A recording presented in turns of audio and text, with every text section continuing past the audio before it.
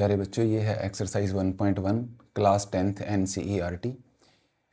और इसमें सबसे फर्स्ट जो क्वेश्चन है वो है, हमें कुछ नंबर्स दिए हैं, हमें उनका प्राइम फैक्टराइजेशन करना है, प्राइम फैक्टराइजेशन। और देखिए स्टार्ट करते हैं। सबसे पहला है हमारे पास 140। ठीक है, तो इसको हम सब जो प्राइम नंबर्स हैं उनको आप याद रखें कि 2, 3, 5, 7 है ना, 11, 13, 17, 19। ये तो आपको लिस्ट याद ही होनी चाहिए। ठीक है, तो सबसे पहले हम 2 से डिवाइड करेंगे। जब 2 से वो नंबर डिवाइड होना बंद हो जाए तब हम 3 से डिवाइड करेंगे, और जब 3 से डिवाइड होना बंद हो जाएगा तब हम 5 से डिवाइड करेंगे। 4 से नहीं करेंगे बिकॉज 4 प्राइम नहीं है, 4 कंपोजिट नंबर है। इसी तरह 6 से नहीं करेंगे, फिर 7 से उसको डिवाइड करेंगे। तो ये चीज़ें ध्यान रखेंगे। तो इसको हमने 2 से डिवाइड किया तो ये हमारे पास आया 70। फिर से 2 से डिवाइड किया तो ये बनेगा 35। अब ये 2 से डिवाइड नहीं होता, कैसे पता चला? इसका यूनिट प्लेस डिजिट, आपने यूनिट प्लेस डिजिट देखना है, वो 2 के टेबल में नहीं आता तो इसका मतलब ये 2 से डिवाइड नहीं होगा। उसके बाद हम इसको 3 पे ट्राई करेंगे। 3 से जो डिवीज़न का जो रूल होता है, 3 से डिवाइड होगा कि नहीं होगा। जैसे हमने चेक करना है 35 को, ये 3 से डिवाइड होगा कि नहीं होगा, तो आपने इन दोनों डिजिट को प्लस कर लेना है। तो 3 + 5 कितना हुआ? 8। अब चेक करो क्या ये 8 जो है ये 3 के टेबल में आता है? नहीं आता, तो इसका मतलब ये 3 से डिवाइड नहीं होगा। जब 3 से डिवाइड नहीं हुआ तो फिर हम देखेंगे 5 से। तो 5 से कोई नंबर डिवाइड होगा कि नहीं होगा वो कैसे पता चलता है? वो पता चलता है यूनिट प्लेस डिजिट से। तो इसका यूनिट प्लेस डिजिट है 5, वो तो 5 के टेबल में आता है, तो ये 5 से हो जाएगा। तो हमने 5 से इसको किया, 5 7 द 35 होते हैं और 7 7 ज़ा 1। तो हमारे पास जो नंबर था ये हमारा पहला जो इसका पार्ट है, 140 जो हमारा नंबर है 140, उसके जो फैक्टर्स बने वो बने 2 × 2 × 5 × 7, ये बन गया। इसको आप चाहो तो ऐसे ही लिख सकते हो 2 पावर 2 बिकॉज वो 2 टाइम्स है, × 5 × 7। इसमें जो सेकंड पार्ट है वो है हमारा 156। हमने 2 से डिवाइड किया तो ये 7 ज़ा और 8 ज़ा, फिर 2 से डिवाइड किया 3 ज़ा और 9 ज़ा।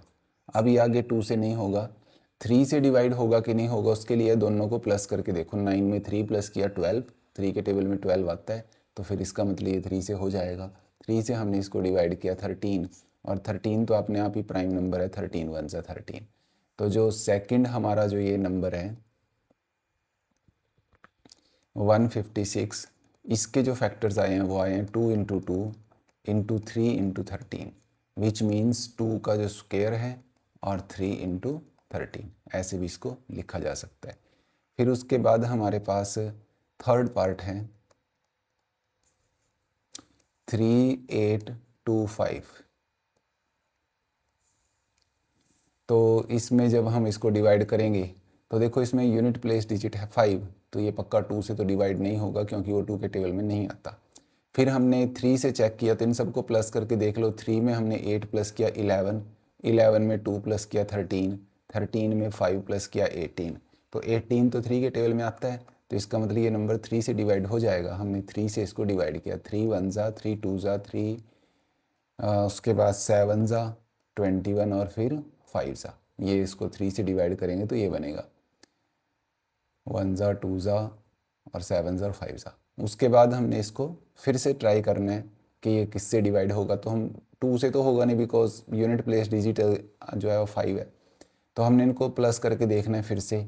तो ये 2 में हमने 1 प्लस किया तो बना 3, 3 में 7 प्लस किया बना 10, 10 में 5 किया 15, तो 3 के टेबल में 15 आता है, तो अगेन ये अभी भी ये 3 से डिवाइड हो जाएगा। 4 ज़ा 2 ज़ा एंड 5 ज़ा। फिर से प्लस करके देखो, 4 + 2 हुआ 6 और 6 + 5 है 11, 3 के टेबल में 11 नहीं आता, तो अब ये 3 से डिवाइड नहीं होगा। अब 3 के बाद नेक्स्ट हमारा जो प्राइम है वो है 5। 5 से डिवाइड होगा कि नहीं होगा उसका पता चलता है यूनिट प्लेस डिजिट से। अगर यूनिट प्लेस डिजिट 0 है या 5 है तो फिर वो 5 से डिवाइड हो जाएगा। तो यहाँ तो 5 है सामने दिखाई दे रहा है, तो इसको हम 5 से डिवाइड करते हैं। 5 8 ज़ा बचेंगे 2, 5 5 ज़ा। अगेन ये 5 से डिवाइड हो जाएगा तो ये आएगा 17, और 17 तो प्राइम नंबर है, तो 17 1 ज़ा 17। तो ये जो हमारा 3825 करके नंबर है इसके फैक्टर हमारे बने 3 × 3 × 5 × 5 × 17। तो ये बन गया हमारे पास 3 स्क्वायर, फिर बना 5 स्क्वायर, फिर बना 17। तो इस तरीके से इसके प्राइम फैक्टर्स बन गए। तो नेक्स्ट देखते हैं जी, ये हमारे पास नंबर है 5005। थोड़ा सा इधर करके लिखते हैं।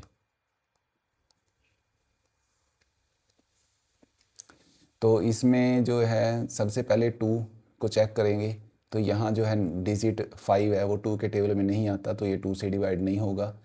अब इनको सबको प्लस करके देखो, 5 में 0 0 प्लस करेंगे 5 ही रहेगा, और फिर लास्ट में जब ये 5 ऐड करेंगे तो 10 बनेगा। 3 के टेबल में 10 नहीं आता, तो ये 3 से भी डिवाइड नहीं होता।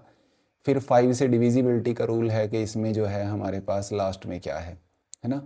तो लास्ट में हमारे पास है 5, यूनिट प्लेस डिजिट है 5, तो वो तो 5 से डिवाइड होता है, तो ये 5 से डिवाइड हो गया। तो 1 0 0 1 ऐसे हो गया।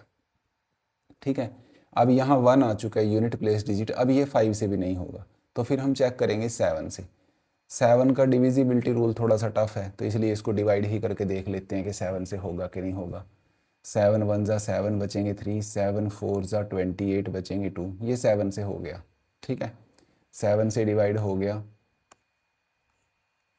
तो 7 से हमने इसको डिवाइड किया तो क्या बना देखो, पहले 7 1 ज़ा 7 बचेंगे 3, 30 बना। 7 4 ज़ा 28, फिर 2 बनेगा, 7 3 ज़ा।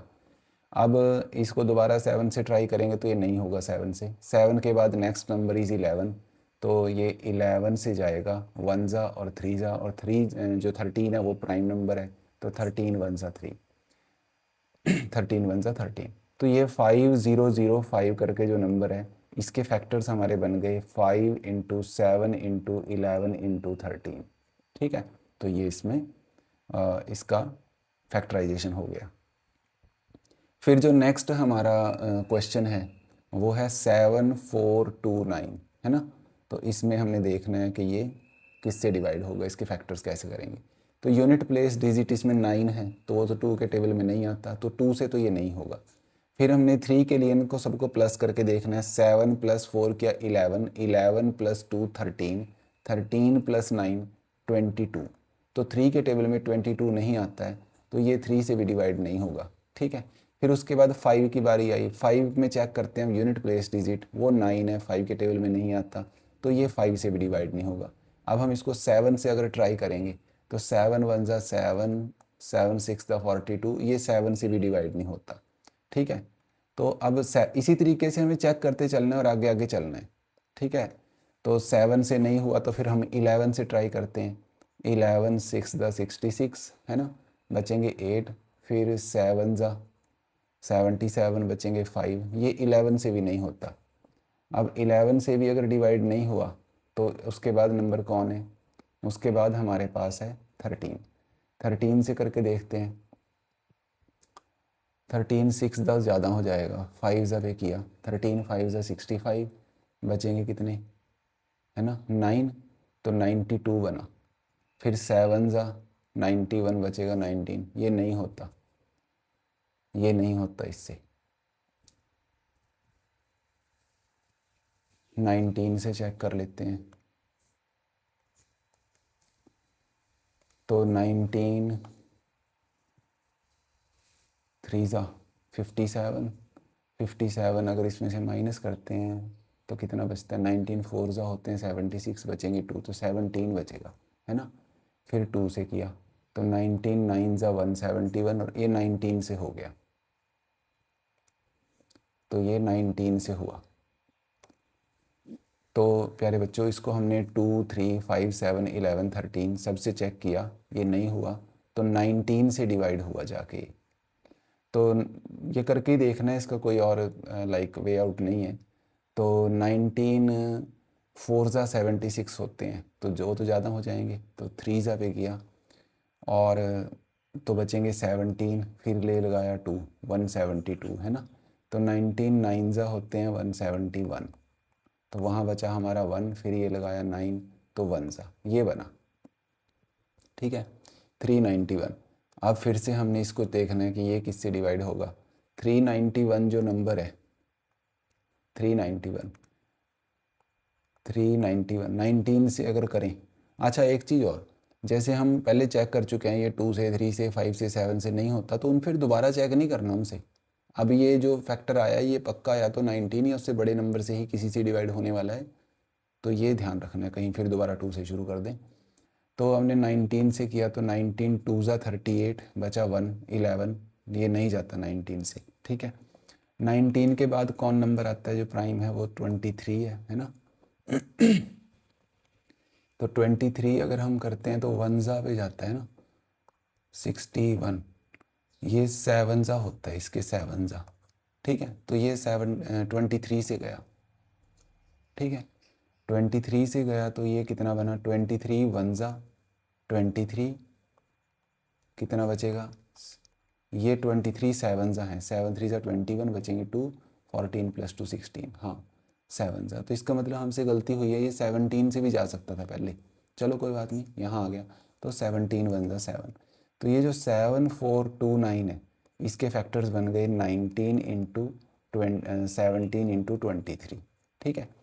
तो ये कहानी है, इस तरीके से हम इस क्वेश्चन को बनाएंगे। इसको चेक ही करना पड़ेगा, विद ड्यू प्रैक्टिस आप इसमें थोड़ा फ्लुएंट हो जाएंगे। टेबल्स पे ध्यान दें। चलिए नेक्स्ट क्वेश्चन देखते हैं। यहाँ उसने बोला है find the LCM and HCF of the following pairs of integers, verify that LCM × HCF is equal to product of the two numbers. बाद में ये वेरीफाई करने, तो हमें LCM HCF अलग से फाइंड करना है। तो देखिए पहला जो पार्ट है उसको देखते हैं। तो हम कौन सा मेथड यूज़ करने जा रहे हैं, प्राइम फैक्टराइजेशन।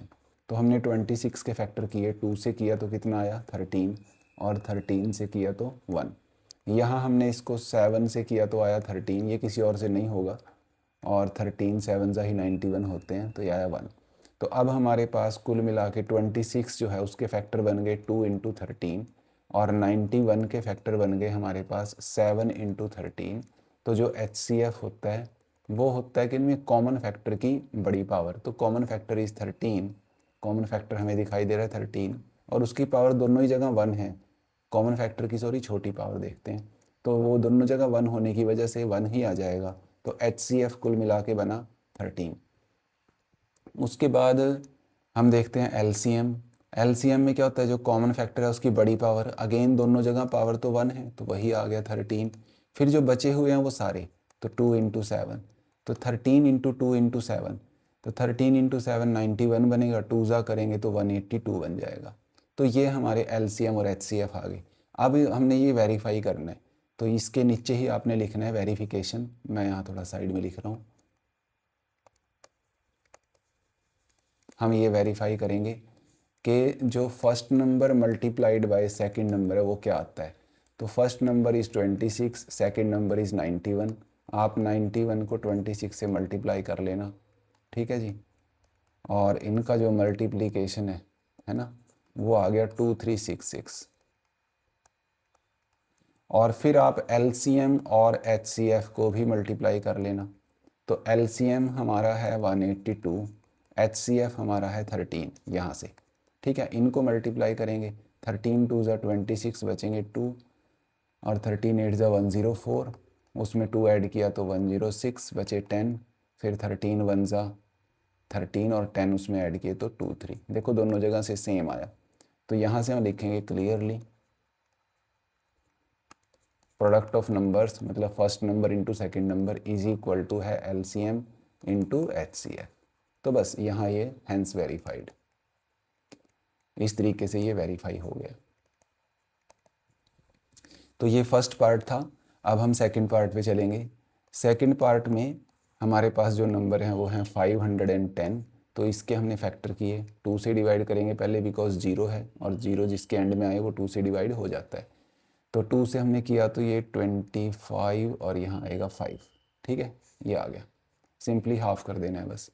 उसके बाद इसको हम 3 पे ट्राई करेंगे, तो उसके लिए सारे डिजिट्स को प्लस करके देख लो। 2 में 5 प्लस किया 7, 7 में 5 प्लस किया तो 12। तो 3 के टेबल में 12 आता है, दिस मीन्स ये 3 से डिवाइड होगा। 3 8 ज़ा और 3 5 ज़ा। फिर से इसको 3 से देख चेक करना है, तो दोनों को प्लस करके देखो। तो 8 + 5 किया 13, जो कि 3 के टेबल में नहीं आता है। तो इसका मतलब ये 3 से नहीं होगा, तो 3 के बाद नेक्स्ट नंबर इज़ 5। 5 से ऑब्वियसली ये हो जाएगा, बिकॉज यूनिट प्लेस डिजिट 5 है।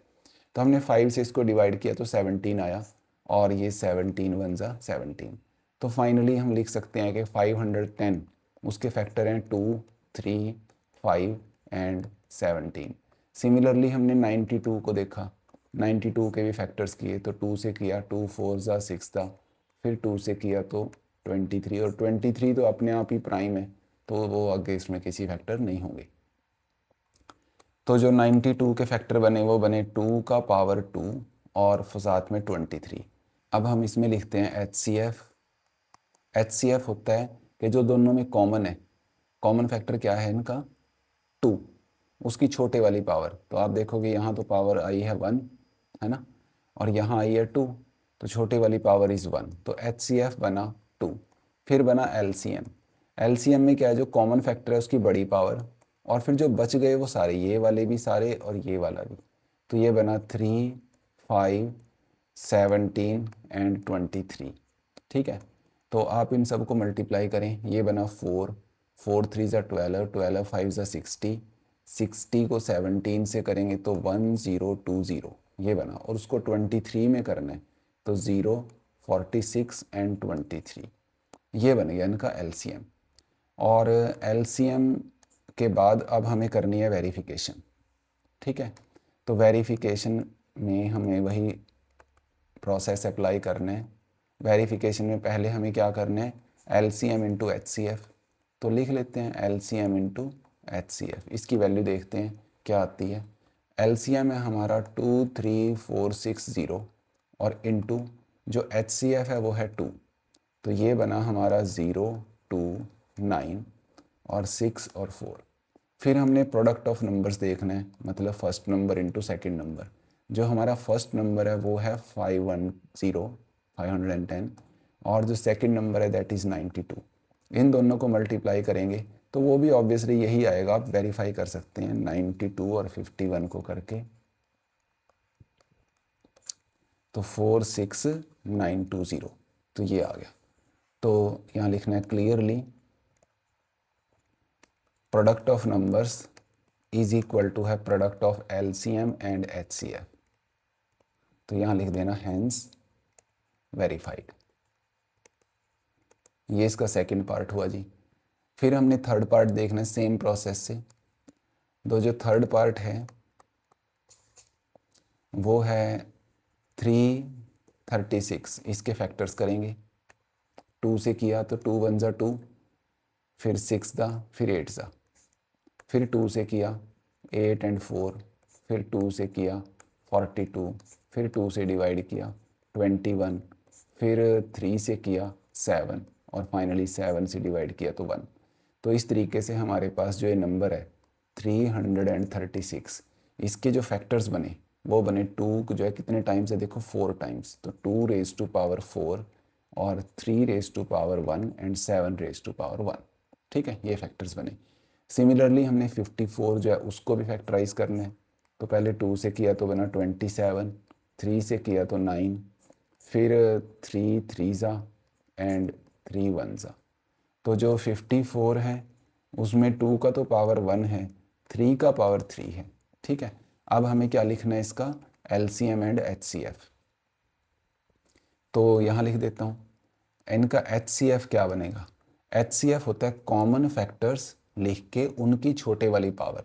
तो कॉमन फैक्टर 2 है, देखो यहाँ भी है यहाँ भी है, तो कॉमन फैक्टर इज़ 2, उसकी छोटी पावर इज़ 1। फिर उसके बाद आप कहोगे सर कॉमन फैक्टर 3 भी है, तो 3 भी लिखो, उसकी भी छोटी पावर, तो कितना आ गया 6। फिर हमने लिखा LCM।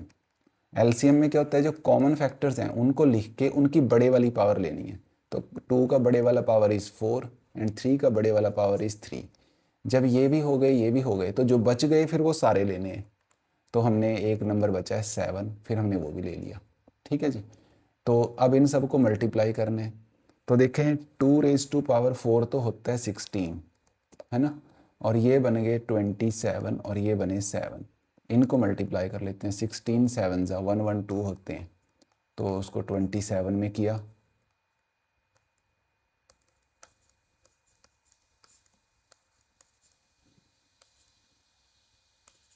तो 3024, ये इनका LCM आएगा। फिर हम करते हैं वेरिफिकेशन। तो वेरिफिकेशन में एक चीज़ ध्यान रखना बच्चे, मैं ये स्पेस की शॉर्टेज के कारण से साइड में लिख देता हूँ तो ये जो स्टफ़ है ये HCF वगैरह इसके नीचे ही आना है, फिर उसके फर्दर नीचे ये वेरिफिकेशन आना है, ये आप थोड़ा सा मैनेज कर लेना। तो वेरिफिकेशन में हमारे पास है कि हमने LCM और HCF को मल्टीप्लाई करना है, तो किया। LCM हमारा है 3024 और HCF है 6, तो 24 6 जा होते हैं 144 और 6 3 जा 18, ये आ जाएगा। और product of numbers first number into second number, ठीक है। तो first number into second number करके क्या आएगा हमारा 336 इंटू 54। अब आप 336 को 54 से मल्टीप्लाई कर लो।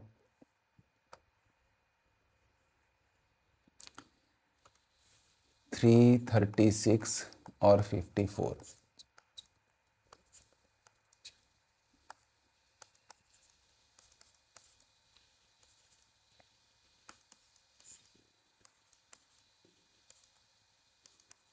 ये बनेगा 18144। तो दोनों इक्वल है, तो लिख दीजिएगा clearly first number into second number is equal to LCM into HCF, यानी कि product of numbers is equal to आ गया product of LCM and HCF।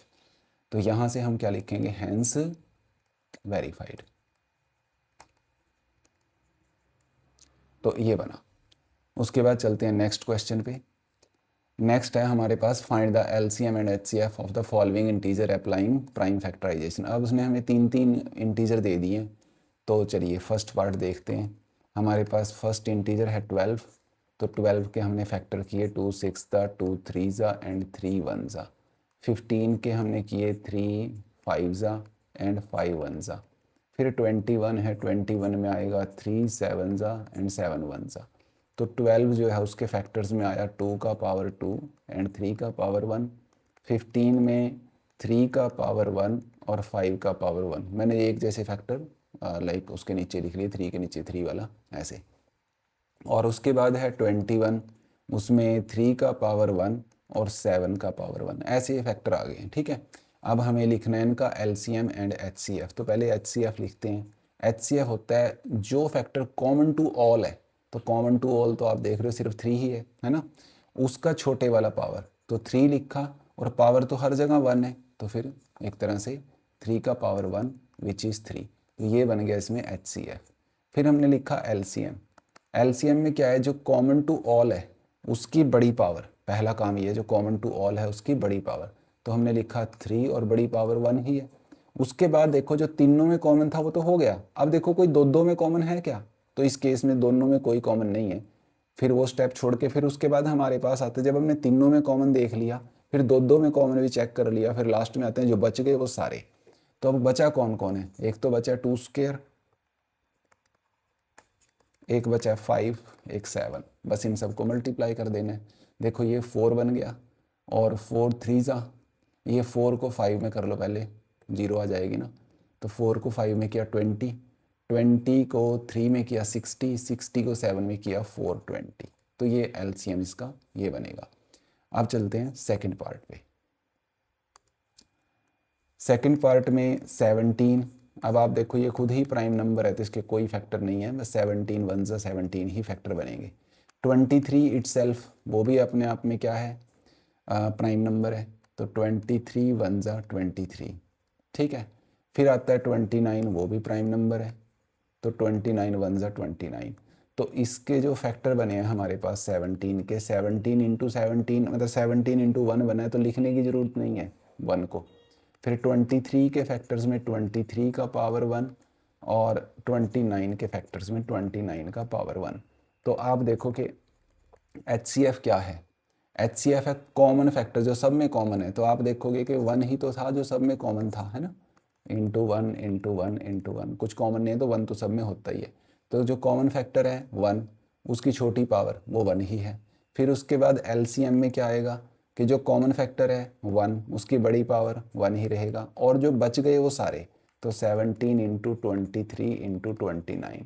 तो इनमें HCF जो है वो 1 है, और LCM जो है वो 17 23 और 29, इनको मल्टीप्लाई करके जो भी आएगा वो आ जाएगा। ये आप खुद से कर सकते हैं, इसका आंसर मैं आपके लिए छोड़ता हूँ, ये आप कंप्लीट कर लीजिएगा।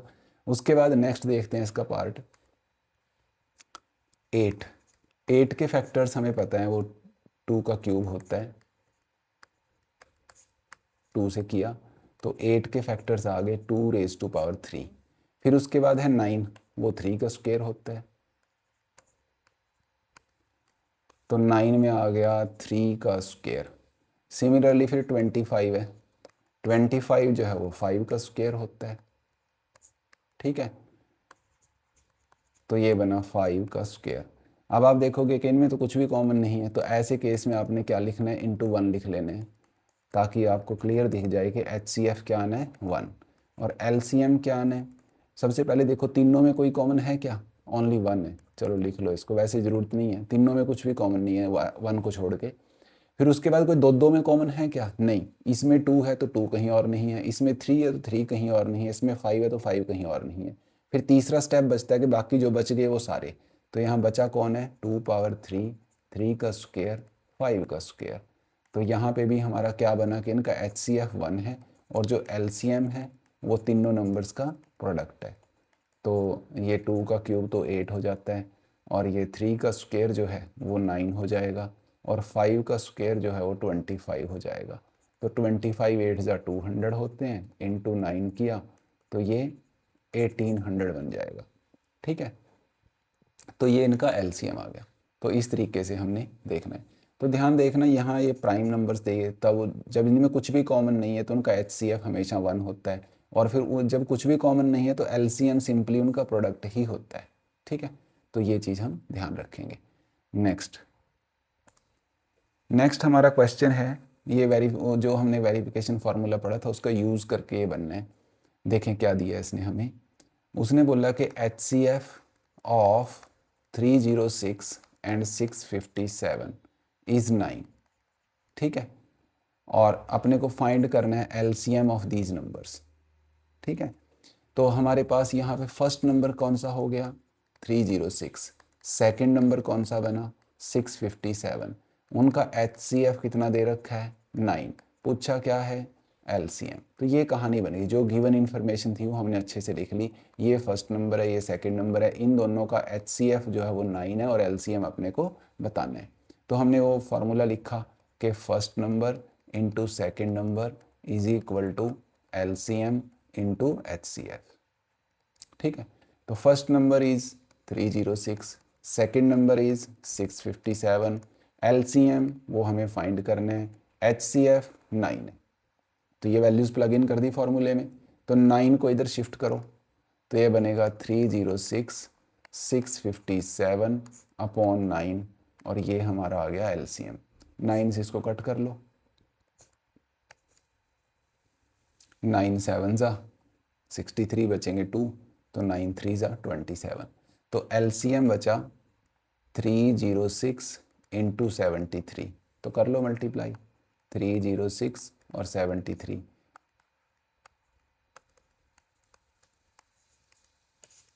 तो इनको ऐड करके 8 3 3 2 2, तो ये इनका LCM आ जाएगा।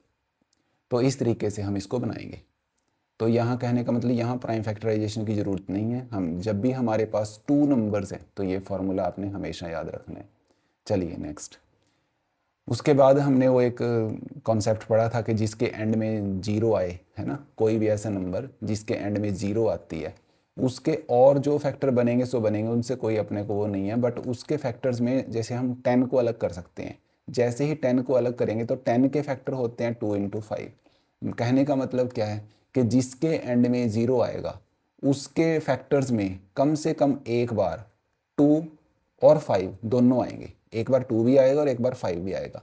अगर किसी नंबर के फैक्टर्स में मान लीजिए 2 मिसिंग है तो ये पक्का है कि उसके एंड में 0 नहीं आ सकती। मान लो कोई नंबर है A, ठीक है, इसके फैक्टर्स ये हैं, ठीक है, तो इसमें ध्यान से देखो 2 तो है 5 नहीं है। अब मैं देखते ही बता दूंगा कि इसके एंड में कभी 0 क्रिएट नहीं होगा। अगर कोई नंबर है B, उसके फैक्टर्स ऐसे हैं, तो इसमें 5 तो है बट 2 नहीं है, तो इसमें भी कभी भी 0 नहीं बनेगा। मान लो कोई नंबर है ऐसा,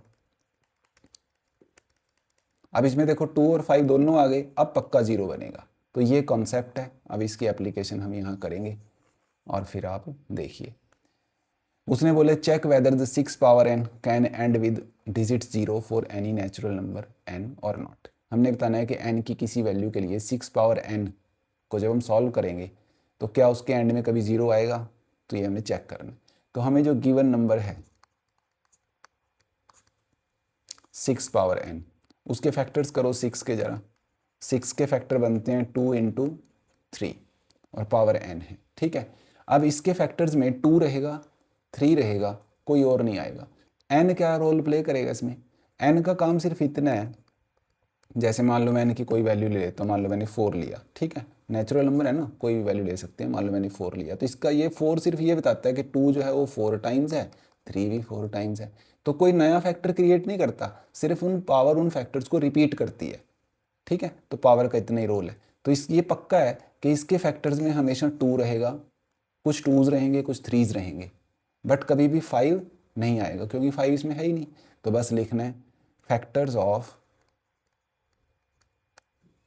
यहाँ लिख देना since factors of 6 power n does not contain 5, ठीक है, उसके फैक्टर्स में 5 नहीं है, हेंस उसके फैक्टर्स में 5 नहीं है, तो सो 6 power n can never and with 0, बस कैन नेवर एंड विद 0, इतना काफ़ी है। अब कई बार क्या होता है कि इसी क्वेश्चन को वो मान लीजिए 2 मार्कर 3 मार्कर में दे दे बाई चांस, तो फिर आप इसमें रीज़न लिख देना because a number having number ending with 0, ऐसे लिख लेते हैं, a number ending with 0 must have 2 and 5 at least once in its prime factorization कि उसकी जब हम प्राइम फैक्टराइजेशन करेंगे तो उस प्राइम फैक्टराइजेशन में कम से कम एक बार, एटलीस्ट वंस, कम से कम एक बार 2 भी आएगा और 5 भी आएगा। एंड का मतलब दोनों आएंगे, 2 आएगा एंड 5 आएगा, ठीक है। तो बस ये हमने लॉजिक बता दिया, अब इससे ज़्यादा एक्सप्लेनेशन की ज़रूरत नहीं है, इतना काफ़ी है। तो चलिए नेक्स्ट पे चलते हैं। अब यहाँ हमने बताना है कि explain why these numbers are composite numbers. तो चलिए पहले वाले को देखते हैं। तो सबसे पहले हम देख लेते हैं कि कंपोजिट नंबर होता कौन है ना। तो कंपोजिट नंबर वो होते हैं जिस नंबर के नंबर ऑफ फैक्टर्स एटलीस्ट 3 हैं, ऐसा नंबर जिसके एटलीस्ट 3 फैक्टर्स आर देयर, ठीक है। एक तो 1 और एक इटसेल्फ, ये तो सबके ही होते हैं, ठीक है। 1 सबका फैक्टर है और कोई भी नंबर अपना फैक्टर होता ही होता है, उसके अलावा भी कोई फैक्टर होना चाहिए, ठीक है। तो ऐसे नंबर को हम क्या बोलते हैं? कंपोजिट नंबर बोलते हैं। तो अब ये डेफिनेशन हमें क्लियर है। अब हम क्वेश्चन को देखते हैं। देखिए हमारे पास जो गिवन नंबर है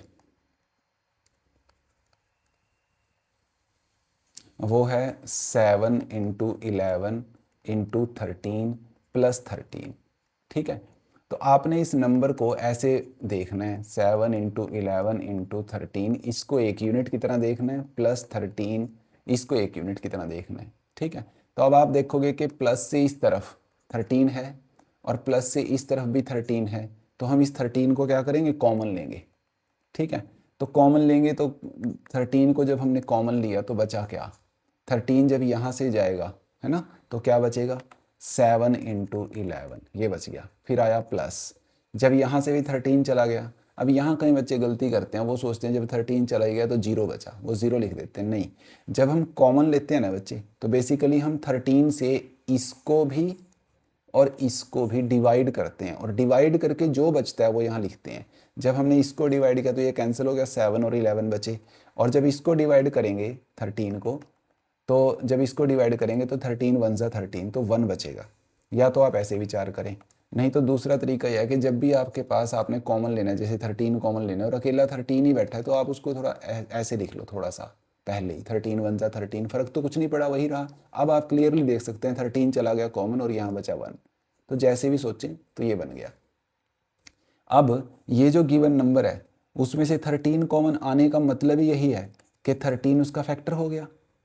ठीक है, इस नंबर का कुछ नाम रख लो, मान लो ये p है। ठीक है, गिवन नंबर, इसका नाम रख लिया हमने p। तो यहाँ लिखेंगे clearly p has more than 2 factors, namely कौन कौन से फैक्टर्स हैं वो? 1 वो तो सबका फैक्टर होता है, p वो खुद नंबर इटसेल्फ, ये पूरा नंबर अपना फैक्टर होगा ही होगा, और इसके अलावा किसको कॉमन लिया हमने? 13 को, तो 13 भी है और ये भी एक फैक्टर ही है ना, पर इसकी वैल्यू निकालने की ज़रूरत नहीं है। लिखना चाहो तो ऐसे ही लिख देना 7 × 11 + 1, ये भी एक फैक्टर है। ठीक है, तो जिस नंबर के फैक्टर 3 से ज़्यादा हों तो वो कंपोजिट नंबर होता है। तो लिखेंगे clearly p has more than 2 factors, है ना, मोर देन 2 फैक्टर्स, हमने उनके नाम बता दिए। This implies p is composite number,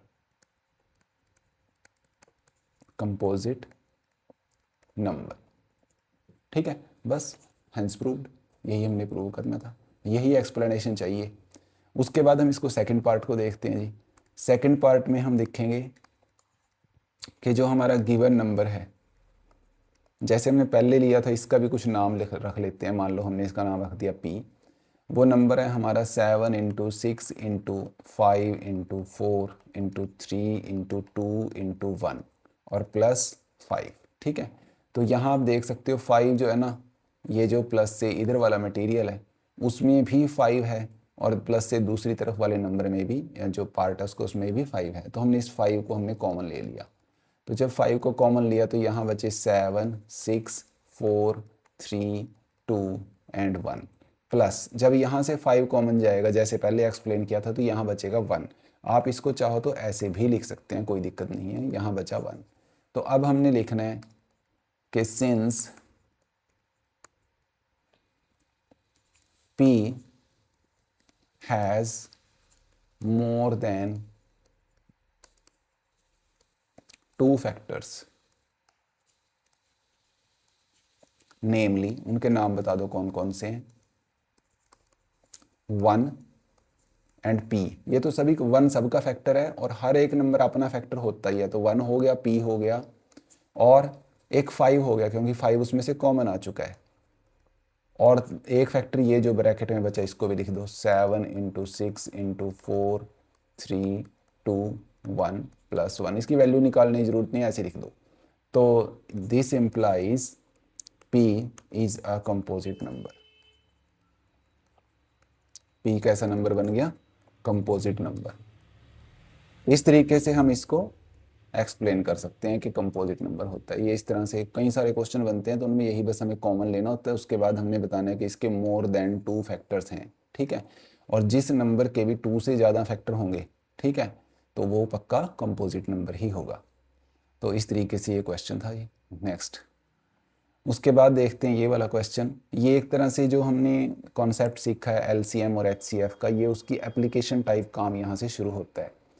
तो ये कहता है there is a circular path around a sports field, Sonia takes 18 minutes to drive 1 round of the field while Ravi takes 12 minutes. ठीक है, 2 बच्चे हैं, एक सर्कुलर पाथ है ऐसे। ठीक है, पहला बच्चा उसका पूरा राउंड लगाता है, मान लो यहाँ से शुरू करते हैं तो वो पूरा घूम के यहीं आने में उसको 18 मिनट्स लगते हैं। तो time taken bye Sonia, time taken लिख लेते हैं इन्फॉर्मेशन को, टाइम टेकन बाय सोनिया वो है 18 मिनट्स।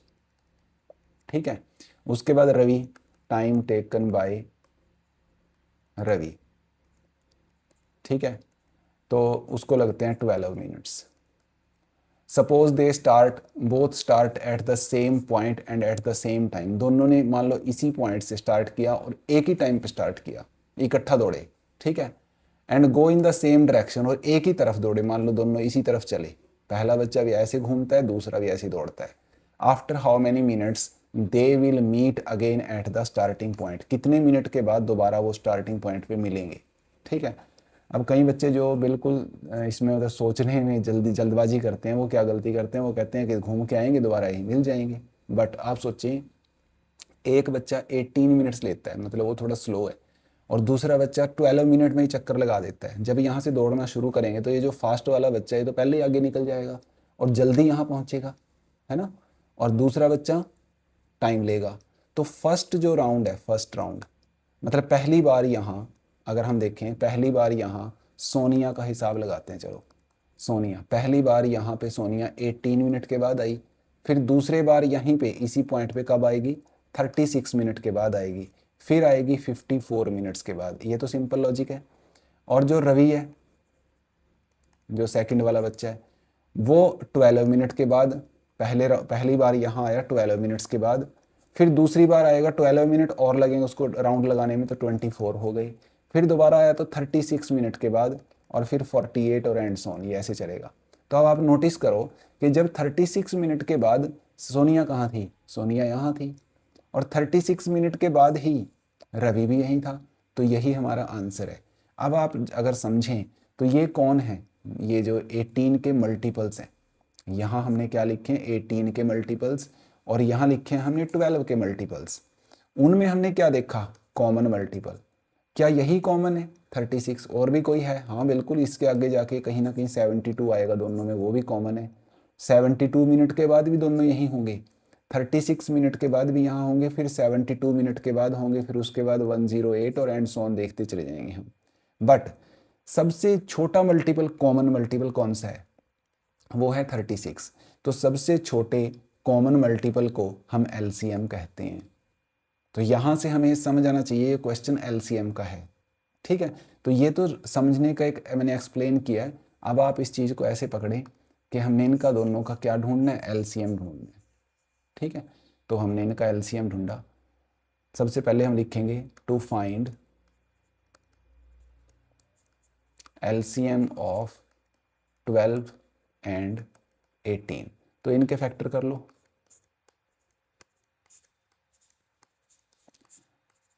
12 के फैक्टर हो गए, 18 के फैक्टर करो।